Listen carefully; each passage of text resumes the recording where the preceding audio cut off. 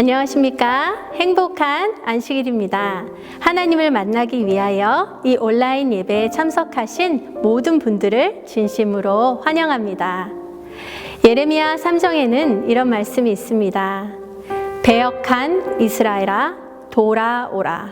나의 노한 얼굴을 너희에게 향하지 아니하리라. 나는 긍휼이 있는 자라. 노를 한없이 품지 아니하리라. 그렇게 돌아서고 배역한 이스라엘 백성에게 긍휼을 베푸시는 주님의 얼굴을 봅니다. 오늘 우리에게도 같은 하나님께서 긍휼을 우리에게 베푸실 줄을 믿습니다. 우리의 죄된 이대로의 모습으로 주님께 돌아가면 예수님의 의의 옷을 입히셔서 저희를 의롭게 하나님 앞에 설 수 있도록 긍휼 베풀어 주시는 사랑의 하나님께 감사의 마음으로 찬양하기 원합니다. 다 같이 533장 주 나를 죄 가운데서 버리지 않고를 힘차게 찬양하시겠습니다.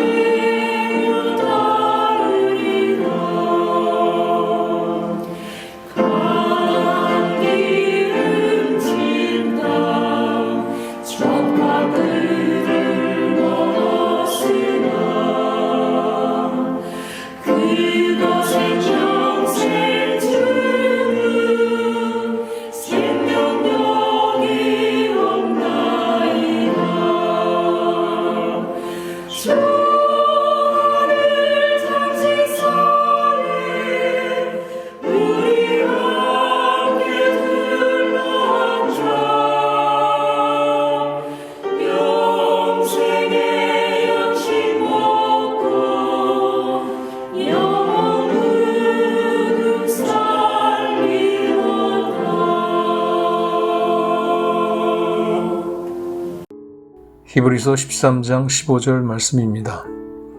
그러므로 우리는 예수로 말미암아 항상 찬송의 제사를 하나님께 드리자.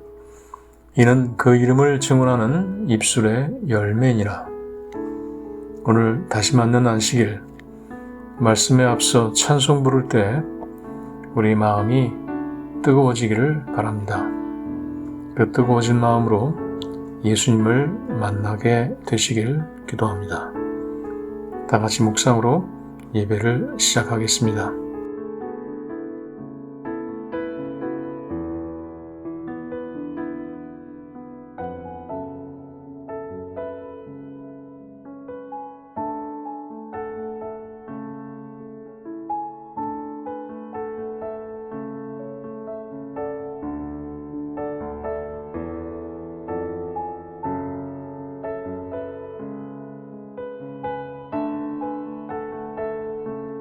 첫 찬미 383장 예수만 바라보세.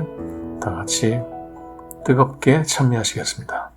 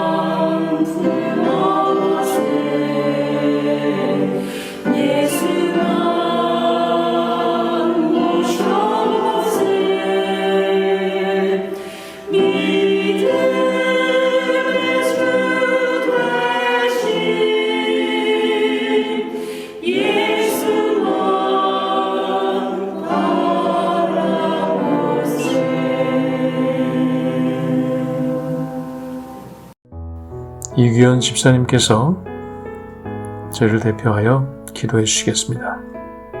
하늘에 계신 하나님 아버지, 일주일 동안 저희와 함께하여 주시고 이 시간 주의 안식일로 저희를 초청하여 주시니 감사드립니다.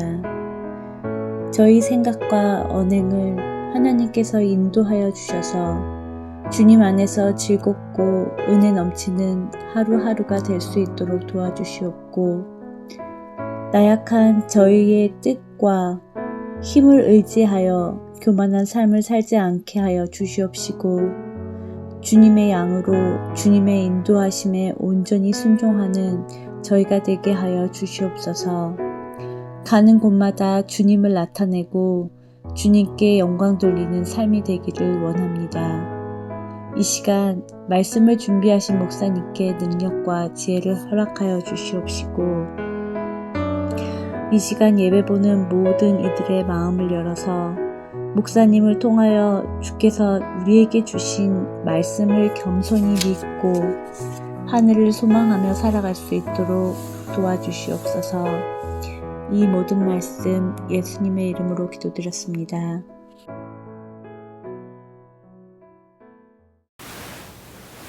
안녕하십니까? 쉬운 요한계시록 17번째 시간, 이제 우리 계시의 말씀 중반에 이르렀습니다.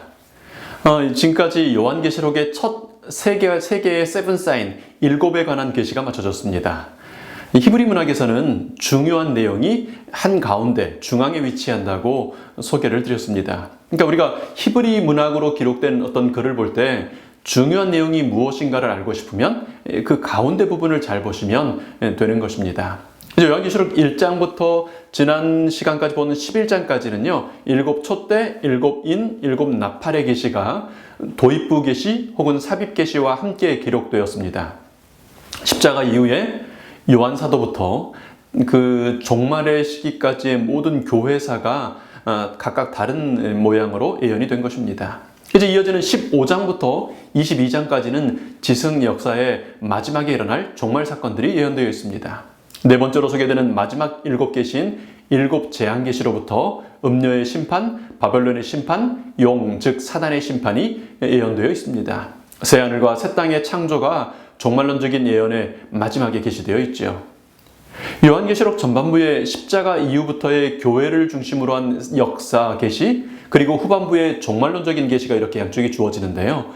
이 두 계시들을 연결하는 계시가 12장부터 14장까지의 계시인 것입니다.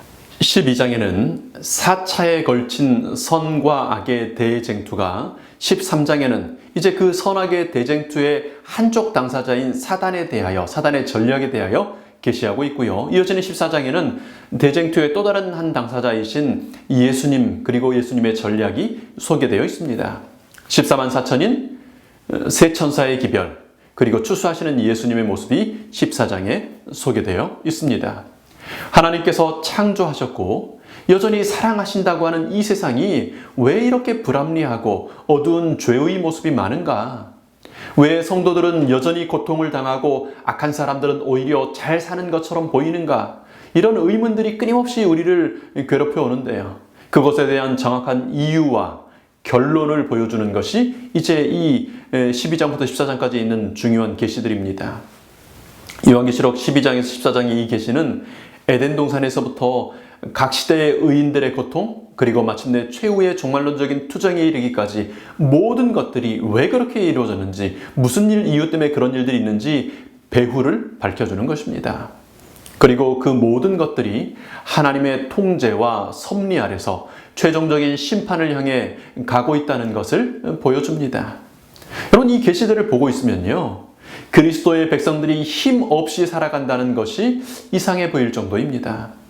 사단이 주는 부귀영화에 목매어 사는 것이 얼마나 위험하고 부질없는 것인가를 보게 되는 것입니다.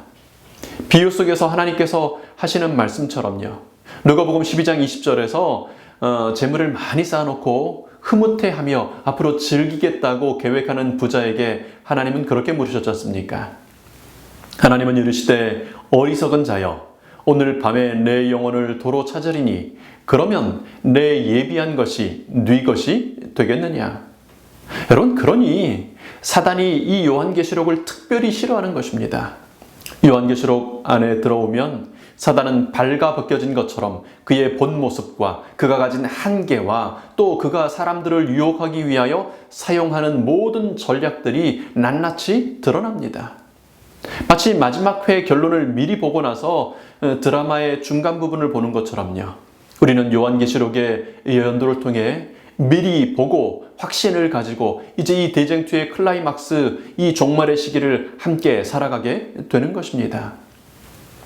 여러분, 7나팔계시가 맞춰지는 요한계시록 11장의 마지막 구절은 이어지는 12장에서 14장의 계시와 혹은 또 그 이후 요한계시록 그 후반부 전체 계시에 대한 도입부 계시가 됩니다.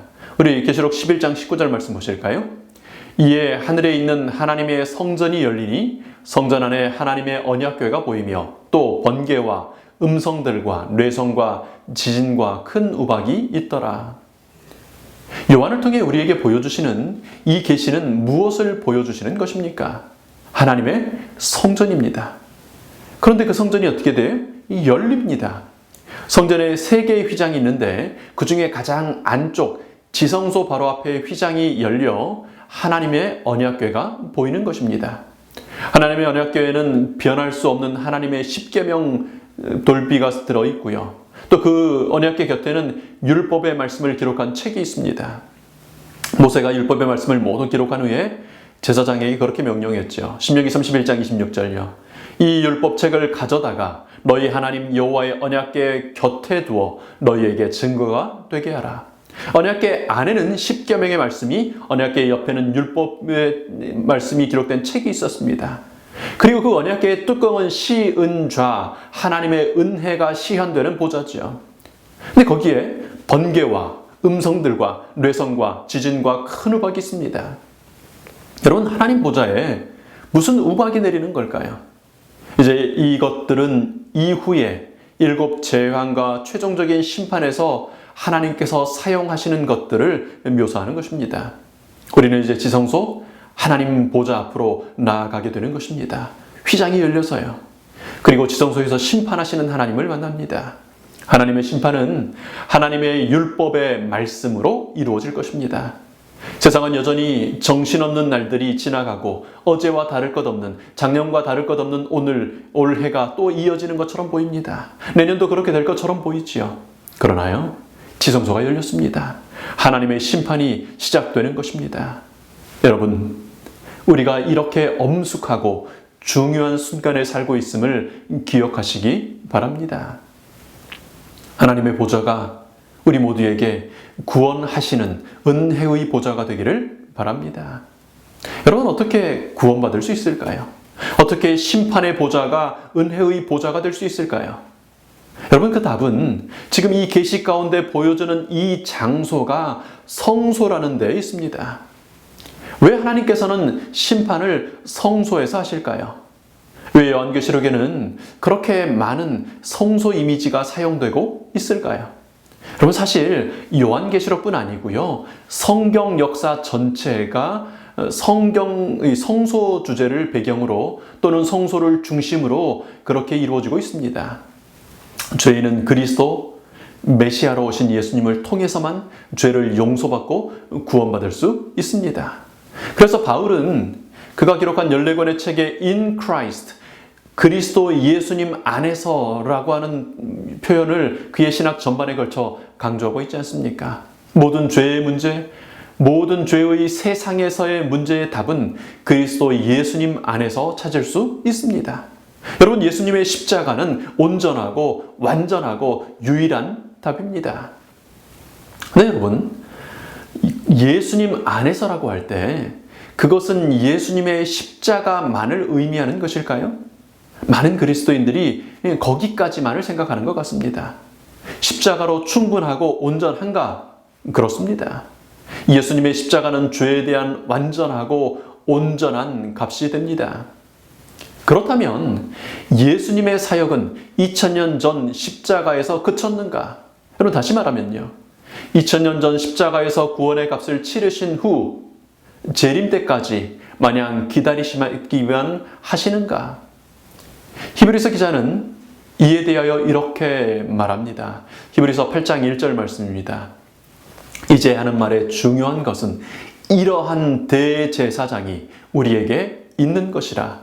그가 하늘에서 위엄의 보좌 우편에 앉으셨으니, 예수님께서는요, 2000년 전 십자가에서 일하셨을 뿐 아니라 지금도 오늘 이 순간에도 우리의 대제사장으로서 일하고 계신다는 것입니다. 그것을 기억하는 것이 중요하다는 것입니다. 우리에게는 과거에 승리해 주신 예수님이 있을 뿐 아니라 오늘 지금 이 순간에도 시험받고 유혹받는, 그리고 흔들리는 지금 우리의 삶의 이 순간에도 우리와 함께 싸워주시고 승리해 주시는 예수님이 계시는 것입니다. 예수님의 지속적인 역사하심을 보여주고 설명해 주는 것이 성소입니다. 우리는 성소를 통해 하나님의 일하심과 죄에 대한 하나님의 승리를 볼 수 있습니다. 오늘 나를 괴롭히는 죄의 문제, 이 시대에 오히려 승리하는 것 같은 사단의 결말을 성소에 갈 때 볼 수 있게 되는 것입니다. 그래서 시편 기자는 이렇게 고백하지요. 시편 73편 17절입니다. 하나님의 성소에 들어갈 때에야 저희의 결국을 내가 깨달았나이다. 2300주야까지니 그때 성소가 정결케 되리라는 예언이 이루어지는 그때요, 열린 성소가 드러났습니다. 우리는 이 모든 예언의 마지막 부분에 사는 사람들입니다. 성소가 열렸고요, 성소가 정결케 되고 최종적인 심판이 실현하는 이 엄숙한 시대를 살고 있는 것입니다. 여러분, 이 심판에서 누가 승리자로 판명될까요? 그 성소에 있는 하나님의 율법의 말씀대로 산 사람들입니다. 하나님의 생명의 말씀을 기초로 삼은 사람들요, 그 말씀 위에 살던 사람들입니다. 여러분, 하나님께서 준비하신 열린 성소가 있음을 기억하시기 바랍니다. 지난 많은 세기의 사람들에게 그것은 미래의 예언이었지만 이제 종말의 시대를 사는 우리에게는 오늘의 현실입니다. 이해할 수 없는, 납득이 안 되는 많은 일들이 있는 전쟁터에서 오늘 우리 삽니다. 그러나 이미 열린 성소의 시대, 하나님의 심판이 시작된 시대에 우리가 살고 있음을 기억하시고 용기를 얻고 승리하는 우리 모든 재림 성도들이 되시기를 축원합니다. 이제 성경의 결론이자 요약인 요한계시록, 그 요한계시록의 핵심 선악의 대쟁투를 함께 살펴보겠습니다. 여러분 성경을 펼치시고요.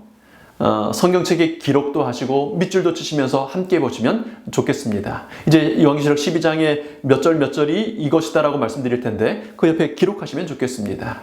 그래서 내가 이해할 수 있을 만큼이 아니라 누군가에게 설명해 줄 수 있도록 말씀을 다시 읽고 또 기록하시고 함께 그렇게 하시면 좋겠습니다. 이제 하늘에서 일어난 사단의 반역으로부터 재림시까지의 역사, 성경의 가장 긴 역사가 선악의 대쟁투 역사로 요한계시록 12장에 소개되고 있습니다. 먼저 선악의 대쟁투의 새 등장인물이 소개가 됩니다. 12장 1절부터 4절까지 보실까요? 하늘에 큰 이적이 보이니 해를 입은 한 여자가 있는데 그 발 아래는 달이 있고 그 머리에는 12별의 면류관을 썼더라. 이 여자가 아이를 베어 해산하게 되매 아파서 애써 부르짖더라. 하늘에 또 다른 이적이 보이니 보라, 한 큰 붉은 용이 있어 머리가 7이요 뿔이 10이라. 그 여러 머리에 7 면류관이 있는데 그 꼬리가 하늘 별 3분의 1을 끌어다가 땅에 던지더라. 용이 해산하려는 여자 앞에서 그가 해산하면 그 아이를 삼키고자 하더니. 여러분 어떤 등장인물들이 나옵니까? 첫 번째는 여자입니다. 이 여자가 해를 입었어요. 그리고 그 발 아래는 달이 있습니다. 머리에는 면류관을 썼는데 거긴 12별이 있습니다. 먼저 해를 좀 생각해 보면요. 해는 근본적인 빛이고 달은 그것을 반사하는 빛이죠. 둘 다 빛이라는 공통점이 있지만 성격이 좀 다릅니다. 성경에서 태양 혹은 해는 하나님을 상징합니다. 많은 말씀이 있지만 시편의 말씀을 좀 보시죠. 84편 11절요. 여호와 하나님은 해요 방패시라. 또 사람으로 오신 하나님께서는 나는 세상의 빛이니라고 선언하셨습니다. 의의 태양이신 하나님을 옷 입는다는 말은 하나님과 온전히 연합된 상태를 말합니다. 하나님의 구원을 옷 입고 하나님의 품성을 옷 입은 것입니다. 그렇다면 여기 이제 반사하는 달은 하나님의 뜻을 받아 전달한 선지자들일 수 있을 것입니다. 여러분 우리 앞에 요한계시록 11장에서 두 감람나무로 소개되는 두 증인을 만났죠. 모세를 통해 주신 원본격인 율법과 그것을 각 시대마다 적용하여 전해왔던 선지자들의 글, 율법과 선지자의 글이었습니다. 혹은 또 구약과 신약이라고도 볼 수 있을 것입니다. 하나님의 율법이 해라면 선지자의 글은 달일 수 있겠지요. 구약이 해라면 신약이 달일 수도 있을 겁니다. 태양은 하나님 자신 혹은 하나님께서 기록해 주신 율법의 말씀, 다른 그 하나님의 말씀을 반사하여 기록한 선지자들의 글 혹은 율법을 풀어 적용한 또 다른 그 신약의 말씀들이 될 수 있을 겁니다. 근데 여기 여자는 하나님의 빛을 옷 입고 성경 위에 서 있습니다. 머리에는 12별의 면류관을 썼죠. 여러분 아시는 것처럼 12는 구약의 12지파와 신약의 12사도의 상징인데 여기 면류관은 왕관을 뜻하는 헬라어가 아닙니다. 전쟁이나 올림픽에서 승리한 사람들에게 주어지는 그 면류관인 것입니다. 이제 언약의 백성들로서 승리하는 사람들을 가리키는 것입니다. 하나님의 빛을 옷 입고 말씀 위에 서서 언약의 백성으로 사는 사람들이 첫 번째 등장인물 여자였습니다. 자, 두 번째 등장인물은 여자가 낳은 아이입니다. 이 아이는 여자를 통해 태어났고요. 영의 특별한 증오의 대상이 됩니다. 물론 모든 사람들을 사단이 공격하기를 원하지만 특별히 이 아이를 집중하고 공격합니다. 아이에 대해서는 우리 선악의 2차 대쟁투에서 조금 더 살펴보도록 하겠습니다. 이제 세 번째 소개되는 등장인물은 용입니다. 큰 붉은 용인데요. 각각 머리에 쓴 그 면류관이 있는 7 머리가 있고 또 그 가운데 뿔이 10입니다. 면류관이 7, 머리가 7, 뿔이 10이지요. 용이 꼬리로 하늘별의 3분의 1을 끌어다가 땅에 던집니다. 용은 아이가 태어날 것을 잘 알고 있고 그래서 아이가 태어나면 삼키려고 기다리고 있습니다. 용이 누구입니까? 여러분 뒤에 12장 9절과 10절에서 이렇게 그 용을 소개하고 있죠. 큰 용이 내어 쫓기니 옛 뱀 곧 마귀라고도 하고 사단이라고도 하는 온 천하를 꿰는 자라.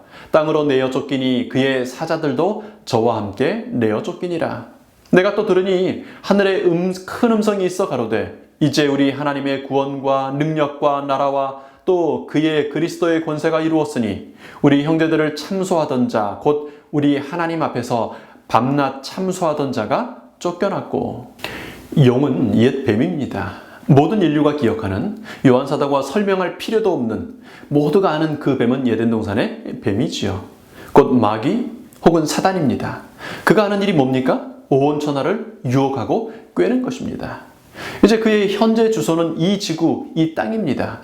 혼자만 유혹하는 일을 하고 있지 않고요. 그의 사자들, 그의 따르는 천사들과 함께 이 지구로 쫓겨와서 지구에 있는 사람들을 속이는 일을 하고 있습니다. 여러분 얼마나 많은 천사들이 사단을 따랐습니까? 하늘 별의 얼마요? 3분의 1요. 그러니까 4절에 나온 그 별은 사단을 따르는 천사들입니다. 천천만만의 천사들 중 3분의 1이 사단을 따라왔고 지금 현재도 이 지구에서 활동하고 있다는 말입니다. 그러니까 여러분 우리 한 사람 한 사람에게 타락한 천사들이 몇이 달라붙어 있는지 모르겠습니다. 최소한 하나 이상이겠죠. 근데 어떤 경우에는요, 한 사람을 유혹하고 멸망시키기 위하여 군대로 큰 무리를 이루어 활동하기도 한다는 것을 거라사의 광인 사건을 통하여 우리는 알고 있습니다. 이제 새 등장인물이 소개되었는데요. 해를 입고 달을 밟고 서 있는 여자, 곧 하나님의 백성들이 있고요. 이제 그 여자를 통하여 태어날 아이가 두 번째 등장인물이었습니다. 세 번째로는 용과 그의 사자들이 있습니다. 이제 그 이 세 등장인물들이 치르는 치열한 전쟁이 선악의 대쟁투인 것입니다. 이제 4차에 걸쳐 이루어지는 선악의 대쟁투를 구체적으로 요한계시록 12장 말씀을 통하여 우리는 알 수 있습니다.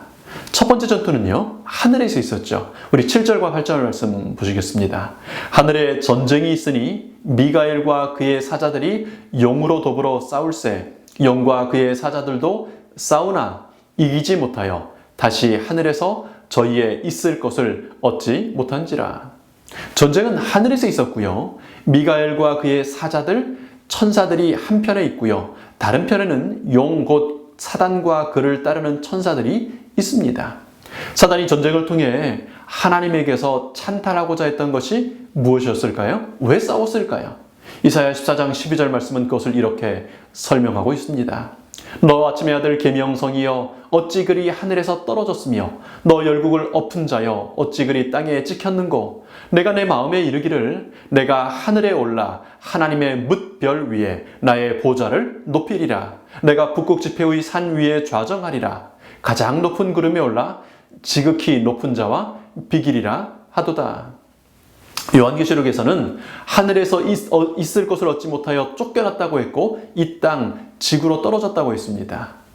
하나님께서는 이사야를 통해 하신 말씀에서 이렇게 말씀하십니다.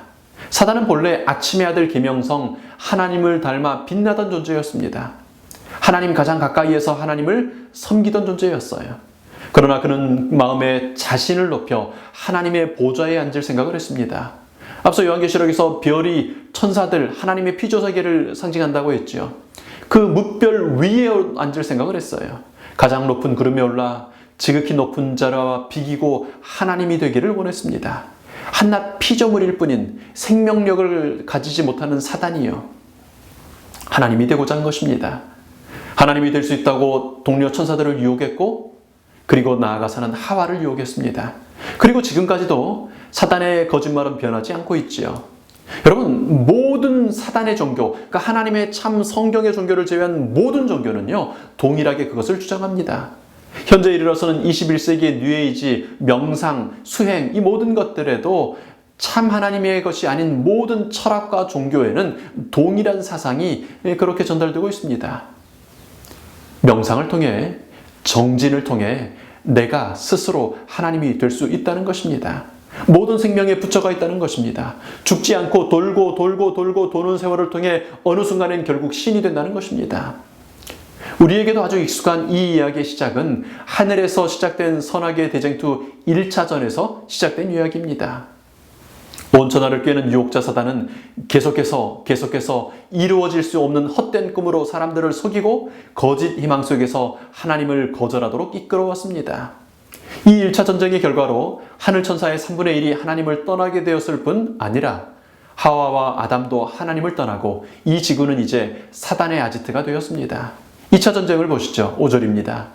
여자가 아들을 낳으니 이는 장차 철장으로 만국을 다스릴 남자라. 이 아이를 하나님 앞과 그 보좌 앞으로 올려가더라.